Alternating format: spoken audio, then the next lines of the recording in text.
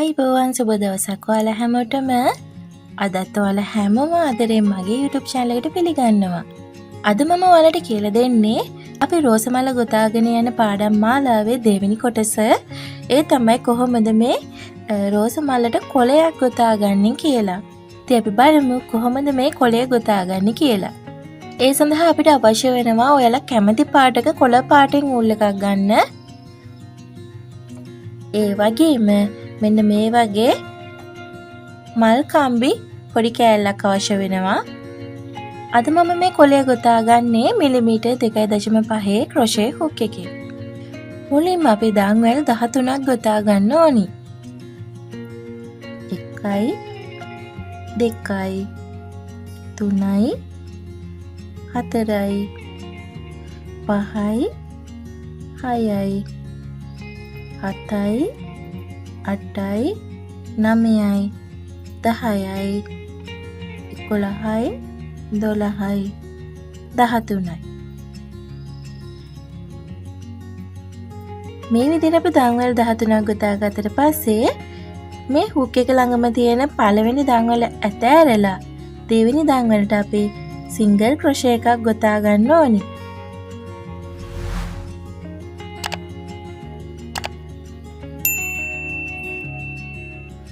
පස්සේ ඊගාව පෙරවිල්ලට half double crochet එකයි.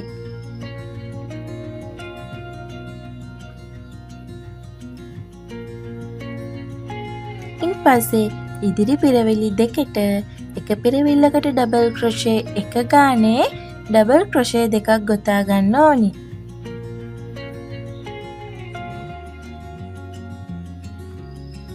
double crochet එකයි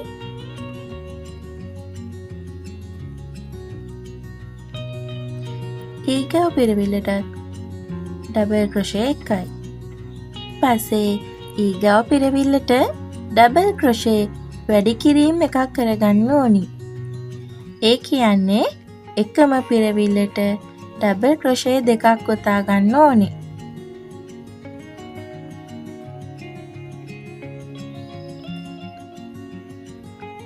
පස්සේ ඊගාව පෙරවිල්ලට අපි ට්‍රිපල් ක්‍රොෂේ එකක් ගොතා ගන්න ඕනි. ඉතින් ට්‍රිපල් ක්‍රොෂේ එක ගොතාගන්නේ නූල කටුවේ දෙවතාවක් අපි පටලව ගන්න ඕන. ඉන් පස්සේ දන්වල ඇතුලෙන් කටුව ඇතුල් කරලා මේ විදිහට නූල එළියට ඇදලා ගන්න ඕන. දැන් මේ කටුවේ තියෙන ඔයාලට පේන ලූප්ස් 4ක්. ඒ ලූප්ස් 4ෙන් එකවරකට දෙක ගානේ අපි 3 පාරකට මේ නූල මේ විදිහට අතාරින්න ඕනි. ඊට පස්සේ ඊගාව පෙරවිල්ලට අපි නැවත ඩබල් ක්‍රොෂේ වැඩි කිරීම එකක් කරගන්න ඕනි.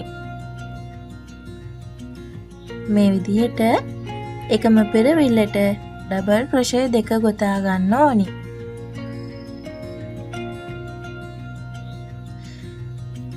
ඉන් පස්සේ අපි ඩබල් ක්‍රොෂේ වැඩි කිරීම කරගත්තට පස්සේ ඊගාව පෙරවිලි දෙකට එක පෙරවිල්ලකට ඩබල් ක්‍රොෂේ එක ගානේ පෙරවිලි දෙකකට අපි ගොතා ගන්න ඕනි.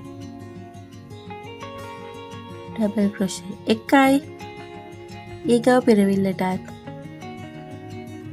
ඩබල් ක්‍රොෂේ එකයි. ඉන් පස්සේ ඊගාව පෙරවිල්ලට half ඩබල් ක්‍රොෂේ එකක් ගොතා ගන්න ඕනි.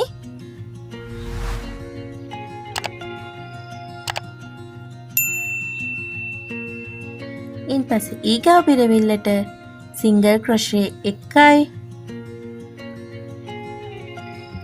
දැන් අපිට ඉතුරු වෙලා තියෙන්නේ තව එක දන්වැලයි. ඉතින් ඒ දන්වැලට අපි සිංගල් ක්‍රොෂේ 3ක් ගොතා ගන්න ඕනේ. මේ අවසානයේ ඉතුරුණු දන්වැලට අපි එකම දන්වැලට සිංගල් ක්‍රොෂේ 3ක් මේ විදිහට ගොතා ගන්න ඕනේ.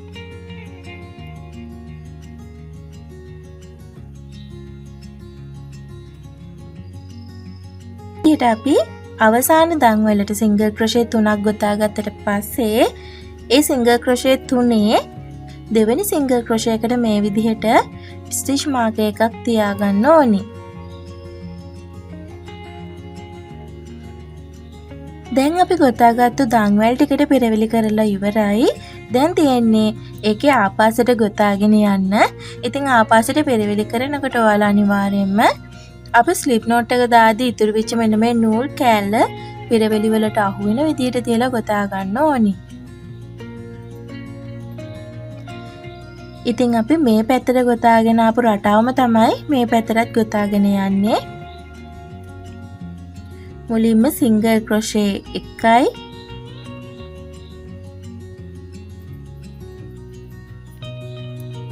ඉන්පස්සේ ඊගාව පිරවිල්ලට half double crochet 1යි.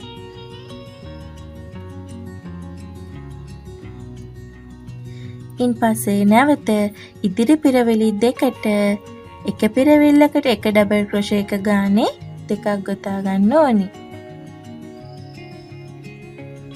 1යි,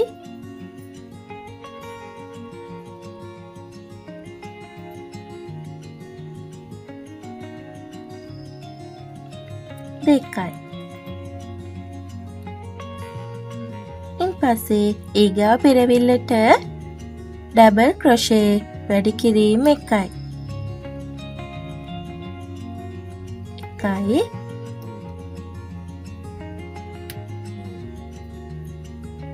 2යි. ඉන්පස්සේ ඊගාව පිරවිල්ලට treble crochet 1යි.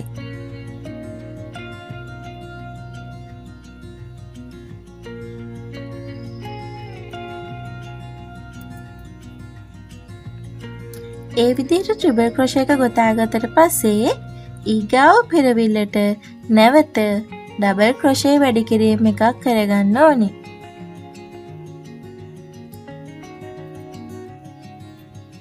එකයි,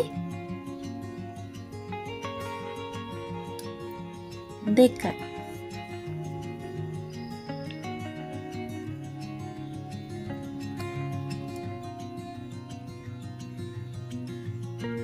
ඒ විදිහට ඩබල් ක්‍රොෂේ එක ගොතාගත්තට පස්සේ ඉදිරි පිරවිලි දෙකට නැවත එක පිරවිල්ලකට එක ඩබල් ක්‍රොෂේ එක ගානේ ඩබල් ක්‍රොෂේ දෙකක් ගොතා ගන්න ඕනි.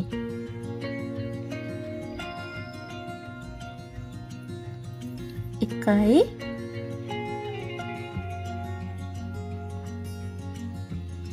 දෙකයි. ඉන්පස්සේ ඊගාව පිරවිල්ලට half double crochet එකයි.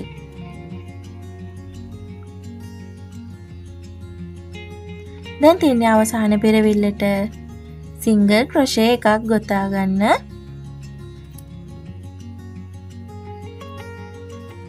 ඔන්න ඔය විදියට.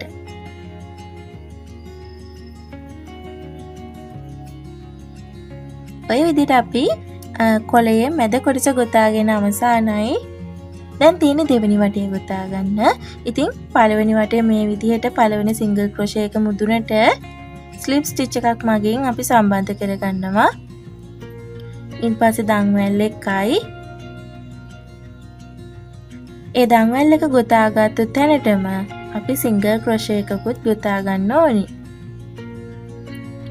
ඉන්පස්සේ අපි මෙතන ස්ටිච් මාක් එක තියලා තියෙන පිරවිල්ල ළඟට වෙනකම් අපි මේ සෑම පිරවිල්ලකටම සිංගල් ක්‍රොෂේ එක ගානේ ගොතාගෙන එන්න ඕනි.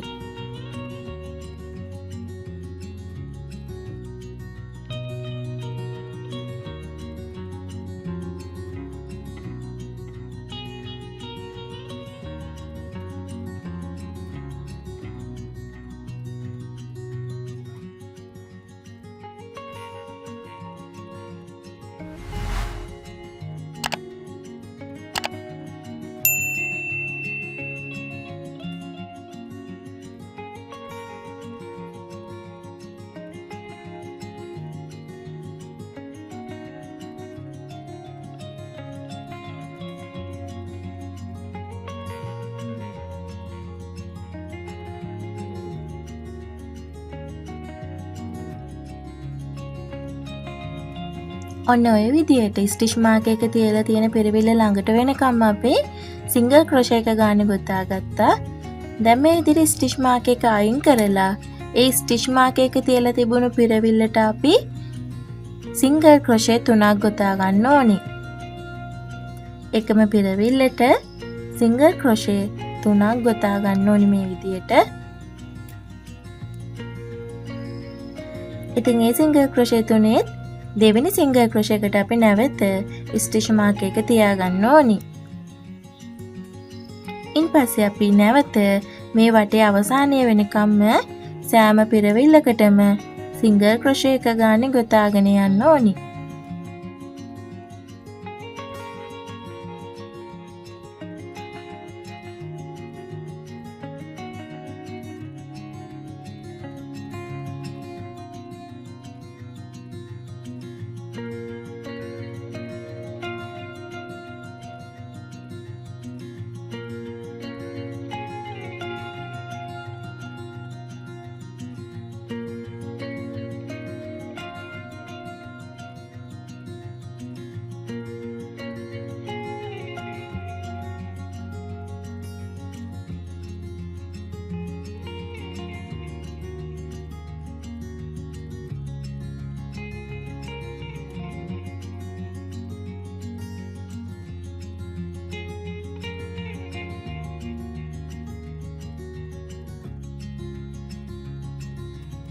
ඒ විදිහට අපි මේ වටේ අවසාන වෙනකන් ගොතාගෙන තියෙන්නේ. අපි පළවෙනි සිංගල් ක්‍රොෂේ එකට මේ වටේ මේ විදිහට ස්ලිප් ස්ටිච් එක මගින් සම්බන්ධ කරගන්නවා. දැන් තියෙන තුන්වෙනි වටේ ගොතා ගන්න. තුන්වෙනි වටේත් අපි දාන් වෙලක් ගොතාගෙන මෙතනදී තමයි අපි මේ මල් කම්බිය සම්බන්ධ කරගන්න හදන්නේ. මේ විදිහට දෙකට නවලා ඔයාලට පුළුවන් ගොතාගත්තු දාන් වල ඇතුලෙන් මේ කම්බිය මේ විදිහට ඇතුල් කරන්න.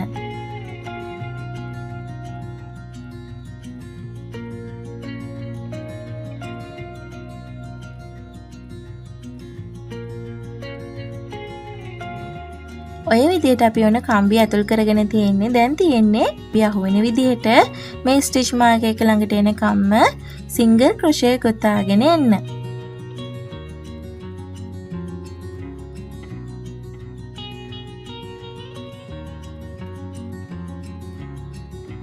ඉතින් මේ කම්බිය සම්බන්ධ කරගෙන ගොතා ගන්න ටිකක් අපහසුයි.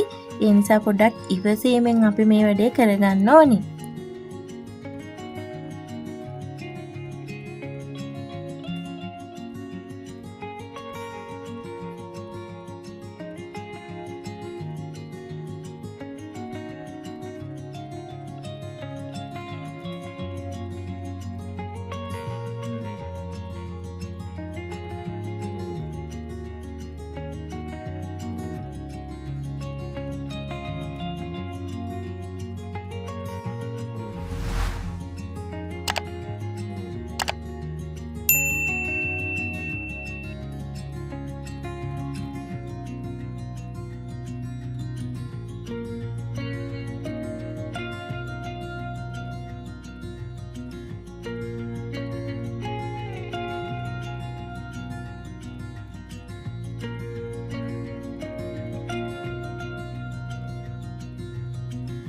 ඔන්න ඔය විදිහට මම ස්ටිච් මාක් එක ළඟට වෙනකන් මේ කම්බියත් සම්බන්ධ කරගෙන ගොතාගෙන ආවා.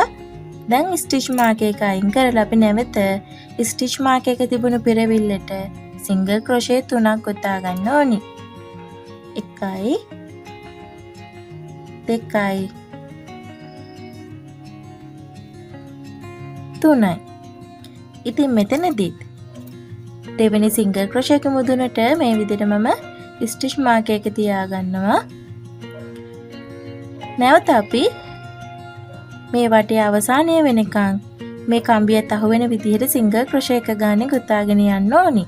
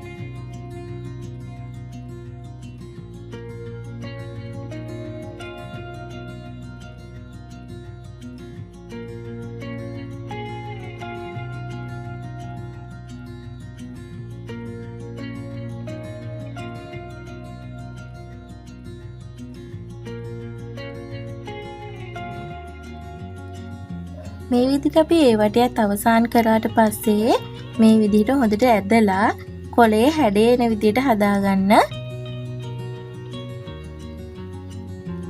නැත්නම් අපිට මේ කම්බිය මේ විදිහට එතුවට පස්සේ මේ කොලය මේ විදිහට ඇකිලිලා ඇති. ඒ නිසා ඔයාලා ලස්සනට හැඩේ එන විදිහට තමන්ට අවශ්‍ය විදිහට කොලය මේ විදිහට අතින් හදාගන්න. දැන් අපිට තියෙන මේ කොලය ගොතන රටාවේ අවසාන වටය. ඉතින් මේ වටයත් අපි පළවෙනි සිංගල් ක්‍රොෂේ එක මුදුනට ස්ලිප් ස්ටිච් එකක් මගින් සම්බන්ධ කරගන්න ඕනි. ඔන්න ඔය විදිහට එක දන්වලක් ගොතා ගන්න. ඉන්පස්සේ අපිට ගොතා ගන්න තියෙන්නේ මේ වටේට රැළේන විදිහට සිංගල් ක්‍රොෂේ එකයි දන්වලයි ඊගව පිරවිල්ලට සිංගල් ක්‍රොෂේ එකයි. ඔන්න ඔය රටාවට අපි මේ ස්ටිච් මාක් එක ළඟට වෙනකන් ගොතා ගන්න ඕනි.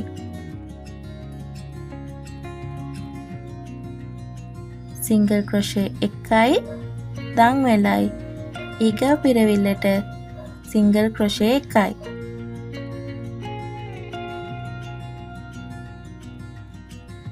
නැවත සිංගල් ක්‍රොෂේ එකයි දන්වලයි ඊගව පිරවිල්ලට සිංගල් ක්‍රොෂේ එකයි.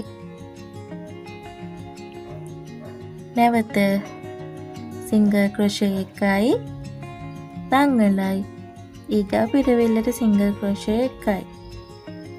ඉතින් ඔය විදිහට මේ ස්ටිච් මාක් එක ළඟට එනකන් ගොතාගෙන එන්න.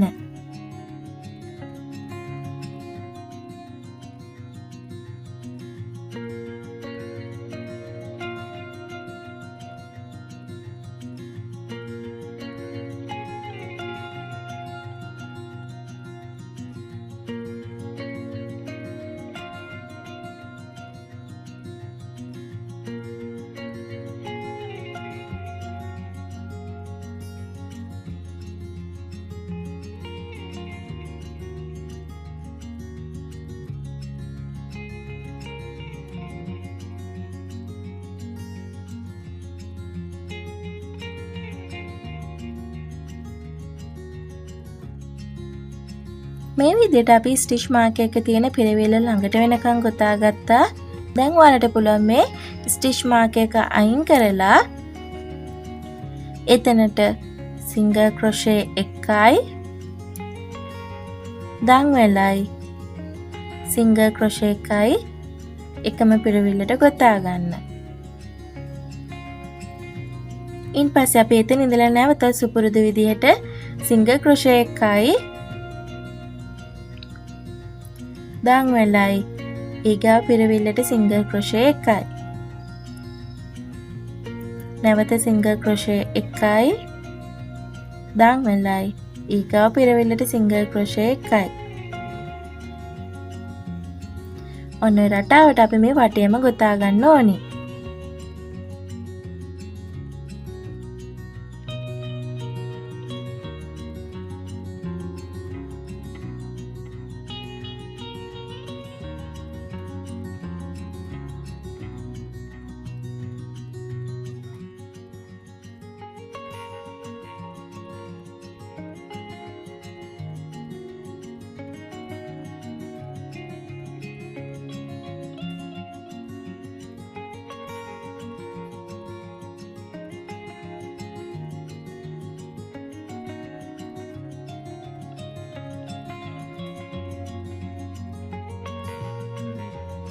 මේ විදිහට අපි ගොතාගෙන අවසන් වුණාට පස්සේ මේ වටයත් පළවෙනි සිංගල් ක්‍රොෂේ එක මුදුනට මේ විදිහට ස්ලිප් ස්ටිච් එක මගින් සම්බන්ධ කරනවා.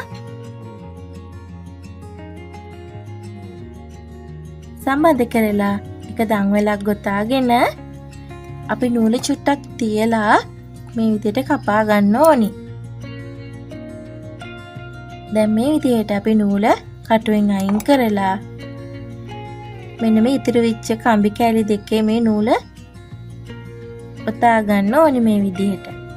ඉතින් ගම් ටේප් තියන අයට පුළුවන් ගම් ටේප් වලින් මේ ඉතිරි කම්බි කෑලි දෙක කවර් කරන්න. නැති අයට පුළුවන් තමන් ගොතාගත්තු කොලය ගොතාගත්තු පාටින්ම මේ විදිහට ඉතිරි කම්බි කෑලි දෙක පේන්නේ නැති වෙන්න උතා ගන්න. ඒ විදිහට ඔතාගෙන ඔයාලා මේ කම්බි දෙක මේ විදිහට ඈඩ් කරලා කම්බි දෙක මැදින් මේ නූල් කැල මේ විදිහට අරගෙන කම්බිය ওই විදිහට රවුම් කරගන්න. එහෙම වුණාම අපි මේ ඔතාගෙන ආපු නූල් කැල නැවත ලිහෙන්නේ නැහැ. මේ විදිහට මම වැඩි නූල් කොටසක් කපලා අයින් කරගන්නවා.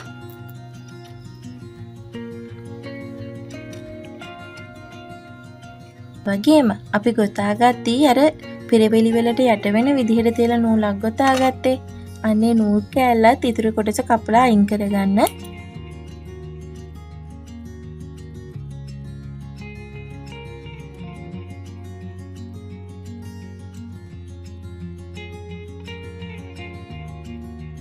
ඔන්න ඔය විදිහට ඔයාලට රෝස මලේ කොළය ගොතා ගන්න පුළුවන්. දැන් මේ කොළය ඔයාලට ඔන්නම ඕන විදිහකට නවන්න කරන්න පුළුවන්. හැඩ ගස ගන්න පුළුවන්.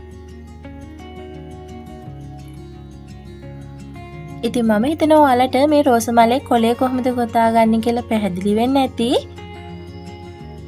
මොන හරි ගැටලුවක් තිබුණොත් වීඩියෝ එකට යටින් කමෙන්ට් කරගෙන යන්න. ඉතින් ඊළඟ වීඩියෝ එකෙන් අපි බලමු කොහොමද රෝස මලේ මණි පත්‍රය කොටස ගොතා ගන්න කියලා. ඉන්පස්සේ තියෙන්නේ අපිට මේ ගොතාගත්තු කොටස් සියල්ලම එකතු කරලා රෝස මල හදාගන්න. එහෙනම් ඉතින් ඊළඟ වීඩියෝ එකකින් හමු වෙමු. එතකන් ඔයාලා හැමෝම පරිස්සමෙන් ඉන්න.